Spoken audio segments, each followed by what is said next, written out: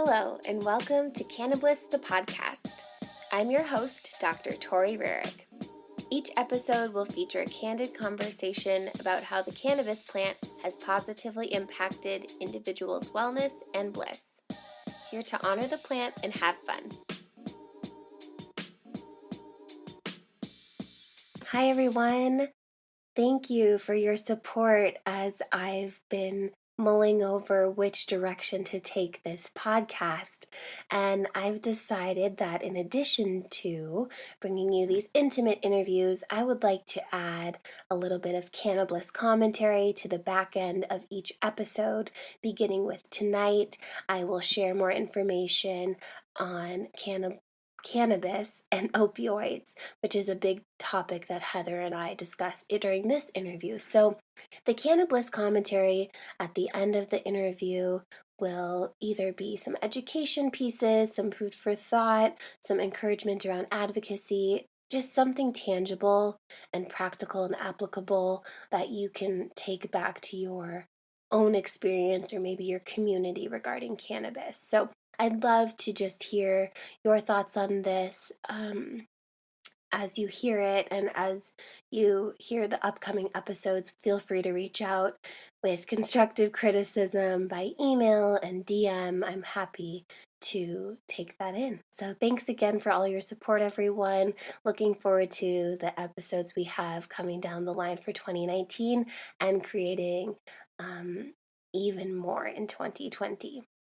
As we move into Heather's interview, I just want to note that there are a couple areas of some choppy interview, but they're resolved fairly quickly. So fair warning and enjoy the episode.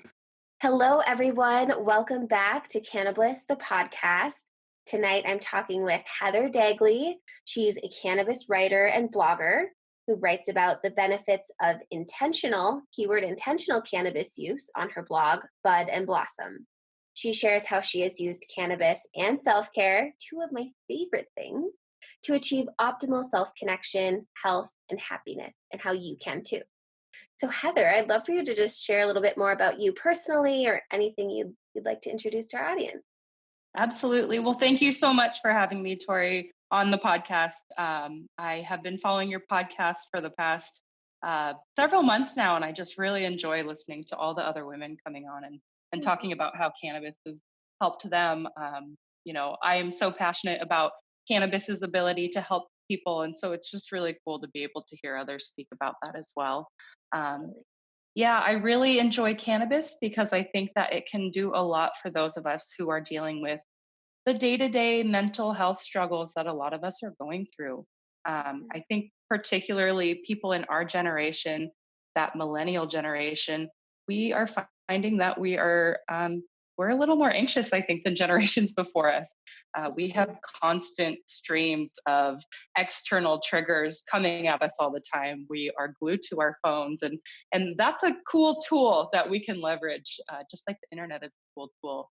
And yet there are detractors to that too. And I find that it can often stress us out and leave us in these anxious places. So it's important that we have solutions to be able to tone that down. And I think cannabis is one of those solutions.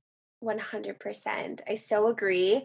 I want to talk extensively about your work and the blog and really your personal experience with transitioning from using antidepressants to cannabis. But first, I like to rewind. So I'd love to just know where you're coming from. What was your first encounter with cannabis like? Oh my gosh, it feels like a long time ago, and I guess it was. I was reflecting about it earlier today. It was back in the summer of 2006. I was 16 years old at the time, so I was a teenager, and that made it really fun, but also a little bit scary. There was cannabis paranoia, of course, that came with that because at the time it was illegal, and it was something that my parents didn't really, they weren't okay with it. But at the same time, I had some of my best experiences that summer while smoking cannabis. My first time was with two of my guy friends that I still see and smoke with on occasion today. And then kind of my whole friend group really embraced it at the same time that summer and looking back, that's one of the summers that I get most nostalgic for. If I have a moment of nostalgia hearing a song or something that I listened to that summer, like anytime I listen to Oh, the Strokes, I just really want to go back to that time. And I remember being a really giggly and sunny summer for sure. so cool. Yeah. So, did you continue using cannabis, or it was more like recreational at that time? I did continue using it. I would say that in my mind at the time, it was purely recreational. But Hmm. looking back, I can see how it really did help me improve facets of my life. And now that I'm focusing on how cannabis can be beneficial, it's even more clear to me how much it was helping me. I remember moments being in my room, instead of going out with my friends, even when invited to do so. Sometimes cannabis helped me to just sit down and pay Hmm. attention to something like geometry homework or a history book. And I've always had FOMO, right? I want to be out with Hmm. others and I don't want to be left out. But cannabis would let me turn that off for a little bit and then focus on my studies. So there were elements of cannabis helping my academic career throughout high school and then even into college. College, probably most of us that went to college had an extremely busy schedule in those 4 years. I was working, 20 to 30 hours a week, going to school full time, and would have those moments of panic. I just don't think I Hmm. can do all this at once. But I would find that smoking cannabis on the porch with some friends was really all that I needed to be able to reset and say, I think I could keep going. So I'm really grateful for that. I don't think I would have been able to achieve as much academic success as I did in high school and college without this plant. And thank you for being so honest with your answer. That's just something I'd love to highlight is that's thoroughly what your blog is about. Um, Right. just candid experiences and A to Z. You have a blog post specifically on paranoia and why it's Yes. good. Right. That one was a really fun one for me to write because uh, that came deep from within me of why I really use cannabis in my own life. And my argument is, paranoia, it's an uncomfortable feeling. And so I get why a lot of people don't like to feel that necessarily, and they might be averse to cannabis paranoia. But I think it's something that can provide utility in our lives. If we feel paranoid, then there's a pretty good chance that there's something amiss either in our Totally. personal life or externally, or just something that we need to reflect further about. So I think whenever anyone feels that, I invite them to tap into that a little bit and explore that feeling a little bit more rather than just trying to get to a comfortable place again. And I think that just leads back to intentionality. Um, and whether you're using cannabis or not, whenever you feel this discomfort, it's just an opportunity to check in with yourself. Absolutely. It's kind of like almost a moment of forced mindfulness. Mhm. The mindfulness, I use the word revolution pretty liberally, but I think that there is a mindfulness revolution going on, similar to how there's a cannabis revolution going on. And it's because our society really, really needs that right now. They need the ability to stop and cope with the day to day and reduce those stressors. So for those of us who have a hard time maybe sitting down and meditating or carving out a moment of mindfulness, cannabis just helps us get there all the more easily. Yeah, it kind of just happens to you without even It trying. totally does. Yeah, all of a sudden you'll realize I am really enjoying the coffee that I'm sipping right now, or just something Yeah, really simple. But I mean, I think that's the epitome of mindfulness, and it can totally. kind of force those moments of gratefulness as well. Agreed. So let's start talking about your transition from antidepressant use to cannabis. Can you walk us through that transition? Absolutely. So I started taking antidepressants a few years ago. I think a number of things got me to that point. I think I've been living actually with depression since childhood, and I know a lot of people have gone through that as well. But I wasn't really aware of what it was, and I knew that depression was a thing. I just didn't really realize that's what I was living with. Hmm. Um, but ultimately, the death of my friend, and we'll go into that more in a little bit.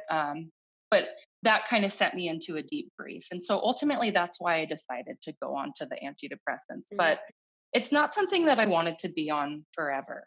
And I think similar to your story, I'm looking to have a child within the next few years. And so I started thinking, well, is antidepressants really the right option for me when I get pregnant? And did a little bit of research about antidepressants and pregnancy, and that spiraled into more research about antidepressants and long-term impacts to the body, and including increased rates of suicidal ideation. So, and I had experienced that a bit on antidepressants, and that was new for me. So Mhm. I decided, with talking to my husband, that this was something I really wanted to pursue.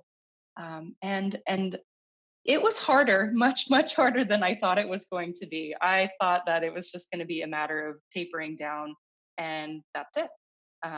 But it was challenging. It created moments of anger in me that Mhm. I were really new, and that almost scared me because it was so new. But just bouts of frustration, and that was such a difference from my normal calm and composed demeanor. So when I found myself getting in those moments of frustration, I would have to remind myself, okay, now is when I smoke.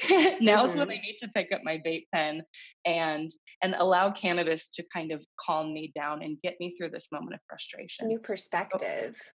right, absolutely. I had to get out of that kind of funky perspective that I was in, and what I'm realizing is that I was literally in antidepressant withdrawal during that period. Mhm. And it's been a matter of months now, and I still feel those moments of frustration. And it'll be something silly that gets me there. I mean, just trying Mhm. to load my ink cartridge in my printer yesterday, it gets me Ugh, still the to this. worst. It is never easy, is it, right? But it would just take me to further amounts of frustration than what I would deem to be normal. So whenever I get that way now, even still, cannabis is my first line of defense. And I would Mhm. say, I hope that works for everyone, but for me, it works 100% of the time. It gets me back to that perspective of, I know I'm just having a moment. I'm going to Mhm. be able to get through this. And, this is all for my better health. So this is all worth it. Kudos to you. It's not an easy transition. That's why I basically have my other business. Yeah, You have to relearn how to live, how right. to emote, how to react. So, cannabis is the great teacher with that. Just learning to be a little more fluid and flowy, which is not easy to do. Definitely. I think it allows us to learn how to cope a little bit. And antidepressants, they never do that. They never teach you Hmm. what the root cause of your issues are, or they don't actually give you the solutions to cope. They just Hmm. kind of numb you out a little bit. So, Right. yeah, I'm glad to be on the journey away from that and towards something that can actually get me in touch with myself. And again, thank you for the honesty because Yeah, I yeah. even find myself, as a mindfulness teacher, I'm mad about taking this journey. And it's like, why can't I just stay how I was when I was asleep and like didn't have to try so hard at living Right. well? Right. But you know, resilience is the goal there. But it's frustrating at times. Why can't I just go back to how it was and all of that? So Absolutely. I would. How was your actual transition? Did you speak with this about your doctor? Did you do more cannabis as you were weaning off? How did that go for you? Great question. So, with this story, I kind of want to put a PSA out there for anybody Hmm. that is attempting to get off of antidepressants. I didn't do my research initially. I just decided I was on vacation with my husband and we were in Japan. And, on vacation, you can kind of just assume that things are going to be easy when you get home. For whatever reason, we get home and I just stopped taking my antidepressants completely. Mm. So went into absolute withdrawal. And so I just want to tell anyone out there, please don't do that. That any information online that you do read will tell you that is the most dangerous way to go about it. And it did create some feelings of enhanced suicidal ideation, more than I'd ever experienced before. And I'm a happy-go-lucky person normally. I'm well taken care of. I have awesome supportive relationships in my life, and still, it was really easy for me to get there. So it's really dangerous, and I just want anyone to know that that is not going to be the way to go about it. So then what I did is I did go and visit my doctor, and I told him about my intention to get off of antidepressants. I was pretty worried about what that conversation would look like. He was the one who had prescribed them to me 2 to 3 years earlier. Um, but ultimately, he understood that this is what I was going to do. He assured me that I didn't have to because I was going to get pregnant. But again, I decided to listen to myself, and so I just asked for his support. And so what he did then was he outlined a good way to taper off, and we had a 6 week schedule that I followed. And I was pretty open with him about the fact that I was going to be using cannabis to help me through that process.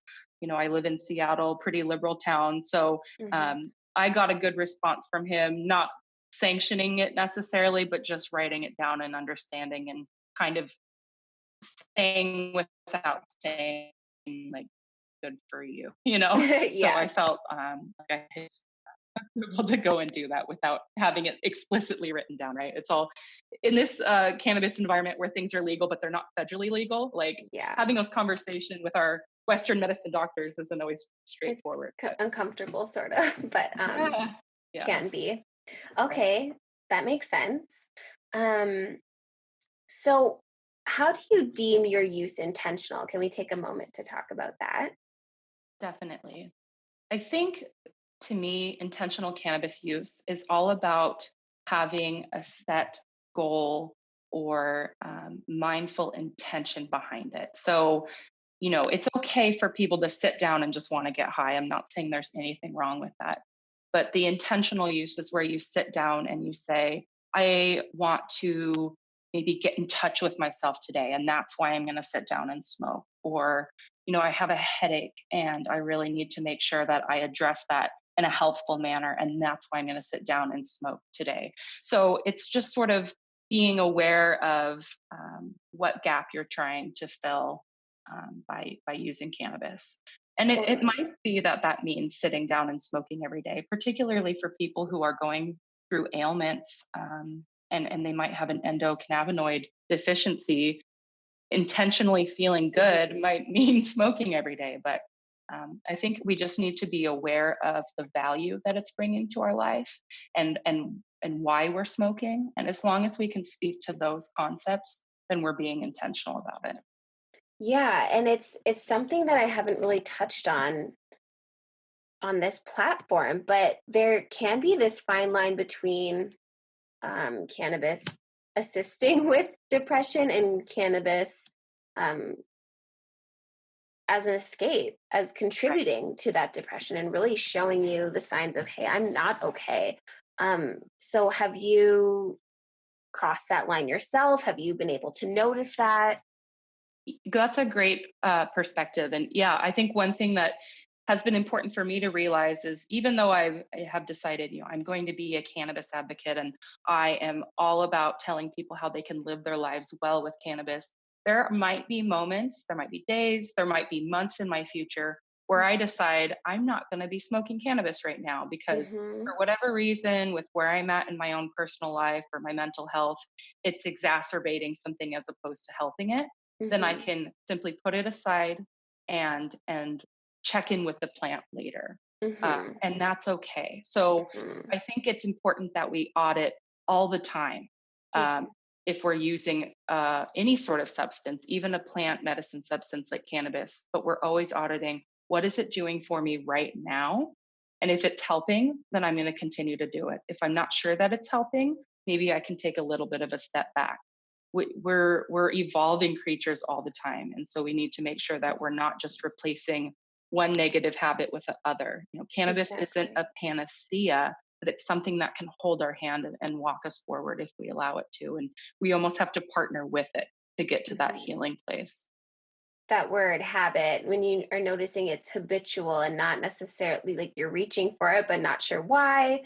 Right. um yeah, I think that's a good point, which kind of can lead us into the next story, which is cannabis helped you with some alcohol dependence, would you say that? Yeah, absolutely. And it was kind of all in that time after my friend passed away. And so, um, those people who have dealt with grief, and really we all deal with grief throughout our lives, but when someone very close to you dies, it's challenging to get moment to moment. Sometimes you almost don't know how you're going to make it through the next hour, and then that feeling can persist over days and weeks. So the first reaction that I had was I reached for alcohol to help me get through that time. And of course, it helped me to escape, but alcohol does nothing to help you take care of yourself or move forward. It only Hmm. allows you to escape. And really, it messes with your health so that you kind of get into this spiral. So about 6 months after that, I realized I don't feel healthy. I'm not performing up to my top capabilities at work. Really, this isn't working for me. And this is not what Shannon would have wanted, my friend that passed, Hmm. for my life. And I'm getting emotional because it really took me thinking about how she would be reflecting on how I was handling her death to kind of trigger me to audit it and to go a different way. Hmm. So with that, I set the intention to just take a break from alcohol. And since then, I have incorporated it back into my life in a healthier, more social way. But I spent 9 months not drinking alcohol, and what was great is I was able to take cannabis along with me along Hmm. that journey. So being sober means something different to a lot of different people, but for me, it meant not drinking, but using cannabis as needed to help me get through that next period. So I'd Sure. go to parties or birthdays or whatever and have cannabis tinctures with me so I could still make a little can of cocktail and feel Hmm. like I was still hanging out with everybody and imbibing. Um, but yeah, that was a really, really good journey for me. And ultimately, I ended up healthier. I had my blood drawn and my liver was healthier after that period. I had lost a lot of weight and just felt better about myself in general. My skin looked better. I got engaged to my now husband. I Hmm. got promoted at work. So I could just literally see that by setting that intention and following the plan, things were now clicking for me and things were working. And Shannon would be proud of that progress. And so, yeah, I'm just that was kind of the turning point for me where I realized, oh my God, cannabis has so much potential and I just want to share it with everybody. Yeah, and you are constantly writing about the potential. That is what Bud and Blossom is about. Yes. And so, on the note of speaking about Shannon and opioid addiction, you've also written about how cannabis can assist with that transition, or supporting the opioid crisis. Yep, absolutely. That's one of my big whys behind writing about cannabis. There's the whole perspective of my personal story, but there's also this potential that cannabis can help people like her. So the reason she died was she had an opioid addiction and she overdosed in late 2015. And it's right when synthetic opioids were getting into the mix of everything. And so Mhm. she had fentanyl in her dose and she didn't even know it. Mm. So I just feel so much for all the people that are going through that directly, and then also the people that love and care for them that are dealing with addiction and then potentially death, because it is just one of the saddest things that's happening in our country right now. So, Mhm. doing a little research, I realized okay, cannabis can help people, it can actually prevent people from getting to that point. So, a lot of people in America are suffering with chronic pain right now. I Mhm. think the latest stat I read was about a third of the adults in America are living with chronic pain. And so that's a lot of times why people are being prescribed opioids. And cannabis, if that was given to them first, they may not even move to opioid medicine. Right. Um, and then beyond that, it can actually help people who are already addicted and are living with that addiction. It can Mhm. help them by it can actually help them take less. So it has a synergistic effect with the opioids. So they can take a lower dose of um, heroin or opioid prescriptions and still get to that same comfort level. And then it can actually help with withdrawal symptoms when they're committed to getting off of the medicine. So there's just all these different facets, and people are doing a lot of research right now, scientists, to see how cannabis can be a solution. And I think it's one of the more promising solutions I've seen come out about it. And so that's another thing I just can't wait to share with people and continue to dive into. And in that post, you also touch on cannabis assisting with grief management, which is, another Yes, reason people turn to other substances, absolutely. as you've just Uh, mentioned. right. And I think the most poignant thing I guess I have to say about cannabis's role with grief management, and I've read a few testimonials from other women that have, and women and men that have used cannabis for this uh, to deal with grief as well. But it allows you to look at the tragedy. It allows you to look at your loss and not run from it, but just look at it head on and then Mhm, realize this is my new reality now. mhm. And it doesn't have that same prickly feeling. You don't have that moment of desperation when you're looking at it. You just have this moment of, okay, I am becoming increasingly aware that this is how things are going to be moving forward. I hope that makes sense. It's a really subtle, different way to look at grief, and yet it has provided comfort to so many. It's all about that perspective, though. And even looking at this article and what you've just referenced, that's something I love about your platform, Bud and Blossom, is you are so thorough. You are linking all of the research. You're asking the right people, and again, deeply thorough. So I'm just curious to know, what are your favorite resources that you pull Great. information from? Definitely. So I do listen to a lot of podcasts, which is just sort of the way that I learn best. I love to read, but I love to listen more. And so your podcast has been really helpful. Hmm. There's another podcast out there called Cannabis Heals Me, run by a woman named Rachel Kennerly. She lives down in Texas. And she actually had me speak on her podcast once. So that was how I became aware of it. But after being a guest on her podcast, I've listened to all the subsequent episodes, and it just captures that message that I also am committed to sharing of cannabis is helping people across all walks of life deal with all kinds of different, you know, aches, pains, ailments, mental issues. And so I think it's just really eye opening, especially for people that might be on the fence about whether cannabis is medicine or cannabis is a plant that has utility and value to it. And I think it really shows that it absolutely does. So I'd recommend that anybody go check out that podcast again. Cannabis Heals Me is what it's called. Yeah, I hadn't heard of it. I'm so glad you introduced me to it. It looks poppin'. So many great Yeah, episodes. totally. Yeah, and she releases them like maybe once a week. So there's a lot of content there. And yeah, she's Awesome. so I'm excited to follow. Obviously, you're in tune. How do you like? Do you follow Marijuana Moment? How are you getting this information every day? It seems like you're on the up and up.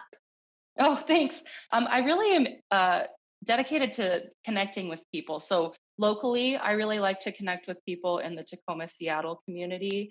I recently just moved from Seattle to Tacoma, and for those who aren't familiar, that's 40 miles south of Seattle. And I'm literally going into some cannabis businesses and just introducing myself as a blogger and a writer and as someone that's committed to promoting this lifestyle in our local community and beyond. And so that through that approach, I've met a lot of great local contacts. But then just connecting with women in the industry has also been another way that I've been learning about the industry from the inside. So there's a Mhm. lot of great Facebook groups out there for writers specifically who are in the cannabis space, but also just empowered women. And I think, Tori, that's how we connected too, was Yeah, the Women Empowered in Cannabis Facebook group that has just been awesome. And I've met a lot of really inspiring women through there and women who are committed to lifting each other up. So, they will share content and in return,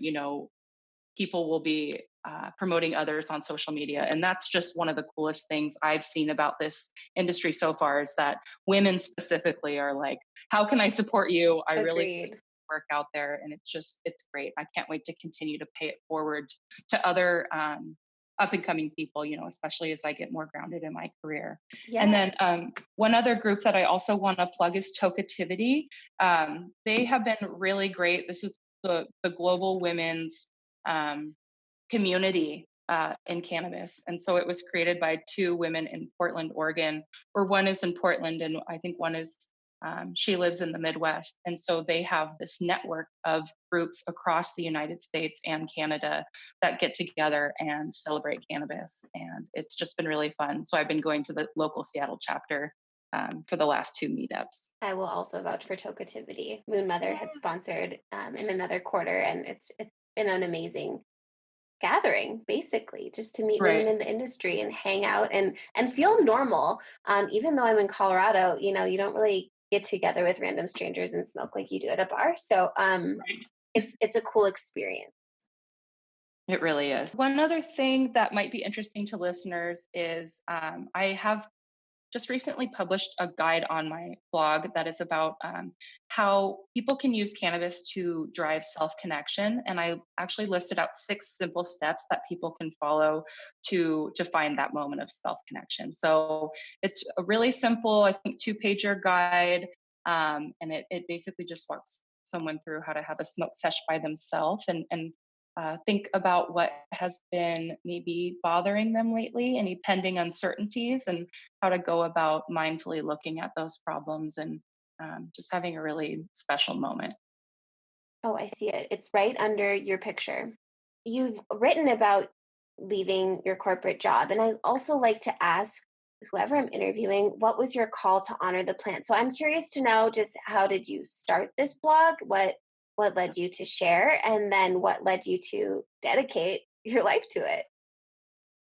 Absolutely. So I had a corporate job before. I was working in customer service management, actually, and this was a place that I had learned and grown a lot, but it didn't feel like it was in complete alignment with where I wanted to take my life moving forward. And after losing Shannon and going through that whole process of healing, I realized that I want to live my life in alignment with who I am, and I also want to share about cannabis, this thing that has helped me so much. And there was a time where I thought maybe I could do the cannabis blog and then continue to keep that job, but the more that I thought about it, I realized that might not be the right approach. Mhm. I don't think that my HR team would have been like completely okay with one of their middle managers, promoting cannabis on the side. And then I had employees under me that were, in their early 20s. And I just didn't want to confuse the two. So I decided that I'm just going to go into this full bore and make my whole life about cannabis advocacy. And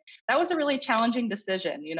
I went to school and I got the degree, and I've always been trying to climb that ladder, right? And found myself climbing the corporate ladder. So to completely unravel that and jump into something in the creative field talking about a plant that isn't completely legalized, it gave me a lot of Mhm. pause. But I found that since I got into this space, it's felt wonderful. I don't have that cognitive dissonance anymore between who I am and what I do every day. I find that I can live in alignment, um, and I think the universe is telling me that that was ultimately the right decision. So thanks for Totally. asking, though. Yeah, it's been a journey for sure.